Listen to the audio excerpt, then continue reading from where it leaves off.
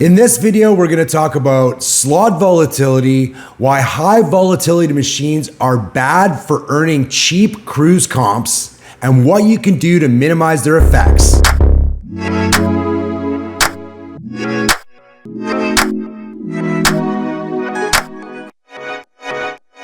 So I've been on nearly 30 comped cruises over the last almost 5 years, and I do it while spending less. As a matter of fact, in the casino through the average, I spend about $50 a day to get all of these free cruises. Now you can have a huge bankroll, spend a lot of money and get some great comps from the casinos with instant certificates, but I really don't have the money to do that and I want to cruise more often, so I try to keep it cheap. My core principle to do this is to maximize my playtime in the casino, stretch my bankroll and lose less. As a quick reminder, ADT is a balance of house advantage, bet level, and time spent in the casino. I've got videos on my channel about this. I'll link one of them in the description for you. All right, so what is slot volatility? Well, you know, casino experts and slot technicians are probably gonna cringe at the way I explain it, but it's the way that I understand it, and hopefully it's easier for you to understand as well. So essentially, slot volatility is how far the slot machine varies from payout. So a low volatility slot machine is going to stick closer to its return to player through your gaming session. So let's say a machine is set to pay back at 95%. That means through your session, on an average, you can expect to get 95% of your total bets back. So if you're playing a low machine, you can expect to get that payback more often through your session. It'll stay closer to that 95%. A high volatility slot machine is going to vary a lot more from that return to player, be it 95% or whatever it is. So you can go a long time without winning anything and your return to player can be really terrible. It could be 40%, 50%, or you could hit really big and you could be way over what the machine is expected to pay out. Now that's true with all machines, but the variance on a high volatility slot machine is much greater. So why is that important? Well, if you're playing my method and you're trying to spend less and play a long time in the casino, which is really great for ADT, you want to be sticking to that payback as much as possible because that's gonna allow you to spend less through your session. Now, if you have a higher bankroll and you like jackpots, my method isn't for you. Go for the higher volatility slot machines because you have more of a bankroll to use to maybe get one of those big hits, because a high volatility machine is going to have like a ton of dead spins and stuff like that, and it's going to kind of stockpile money, and then that's how it gives the bigger payouts. So this really isn't an ironclad rule for me. I sometimes play high volatility slot machines because, you know, a lot of them are a lot of fun. Also, if I'm doing really well in the casino, like maybe I've hit like a major or, you know, I'm up a few $100s, I may actually go for one of these higher volatility slot machines to see if I can hit a jackpot, because that's fun too. One thing I want to point out is it's very easy to confuse volatility to the looseness or tightness of a slot machine, but they're actually different things. So how loose or tight a slot machine is what its return to player is set to. Now this is coded in the chip. Now, on land-based casinos, a loose machine could be in the high 90s. On a cruise ship, it's probably gonna be in the mid to low 90s. A tight machine is going to be in the mid to low 80s. So how do you know whether you're playing a looser or a tighter machine? Well, that's actually really hard to know because a lot of this stuff doesn't flesh out until you're over like thousands of spins. So you really probably aren't gonna get to that level. So you have to kind of look at a few indicators to see if your machine is looser or tighter. So one of the things that is well known is branded slots are almost always tighter. So I'm talking about things like, you know, Superman or Willy Wonka or Wheel of Fortune or Whitney Houston or Crazy Rich Asians. Anything that's associated to a brand or a movie or something like that is definitely gonna be tighter because they have to pay royalties to that brand, and that's gonna come out of the payback. It may only be a % or two, but that's definitely something to look at. So going back to volatility, what are some of the hallmarks of a higher volatility machine? So the one thing to look for first and foremost is line hits and dead spins.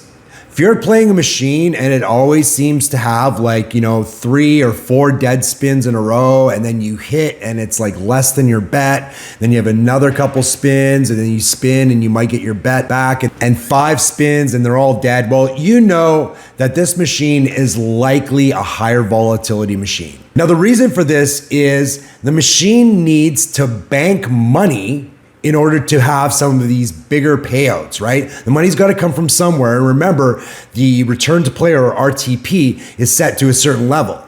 So, over time, it's got to get to that level. So it pulls the money for these bonuses and the bigger payouts from your line hits. Lower volatility machines will give you more line hits more often.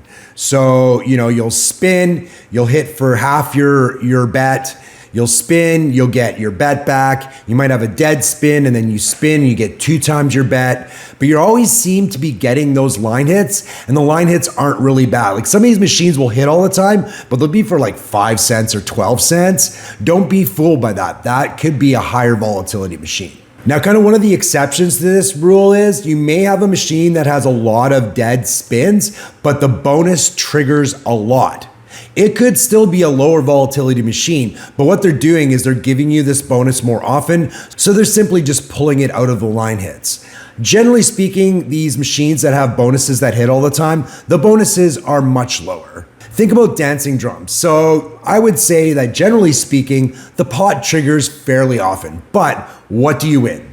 You win the mini. What is the mini gonna be? $10, $12, $14. So that's a good example of a machine that's triggering the bonus more, but it's not paying out as much. I would also say that dancing drums does give fairly good line hits as well. So to kind of summarize, lower volatility machines are keeping you closer to your return to player, or RTP, throughout your gaming session. That's why we want to play lower volatility machines, because then you're getting more of your money back, you're playing longer, and you're going to have good ADT and marketing offers, which is what we want. So another thing to consider is how complexity affects volatility.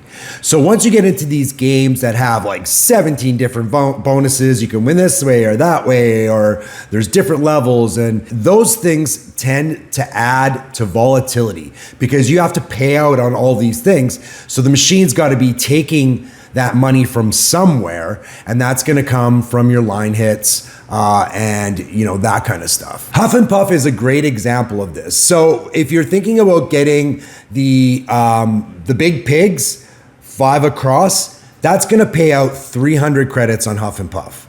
On Huff and More Puff, that exact same line hit is going to pay out 150 credits, which is half.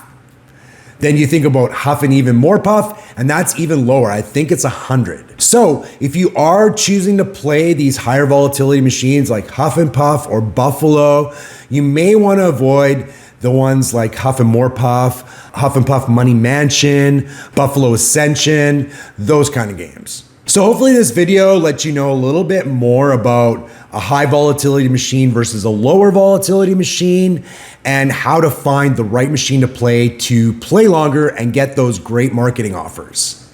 Another thing I will mention is the industry is transitioning away from these lower volatility machines. If you think about like those old-fashioned 3-reel games where it may not even have a jackpot, it may just be spinning, those were the lowest of volatility machines because there was nothing to bank in order to make these bigger payouts. You're seeing a lot of these lower volatility machines disappear, things like 88 Fortunes, in favor of these higher volatility machines because the higher volatility machines just tend to be more fun. You think about Flaming Hot Pots. That is a fun game to play. But if you've ever played it, the line hits are absolutely atrocious. Now, if you can get into the bonus, it can go on for quite a long time, and you can actually do pretty decent in the bonus, which is one of the reasons I say you should play it, maybe if you see that the pots are getting big, because if you could trigger that bonus, you can be playing the bonus for 6 or 7 minutes and get a lot of your bet back. But I wouldn't sit and play Flamin' Hot Pots for a long time. I wouldn't invest a lot of money in it because you don't know when those pots might trigger. All right, my next cruise comp is Margaritaville Sea Islander. That is less than 2 weeks away now.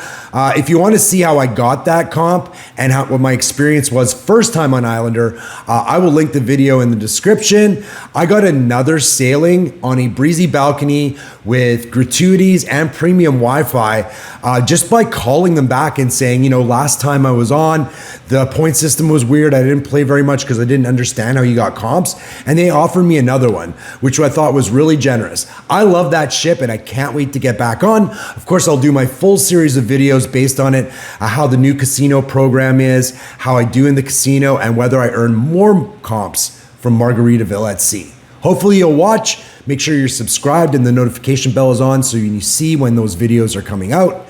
Thank you so much for watching.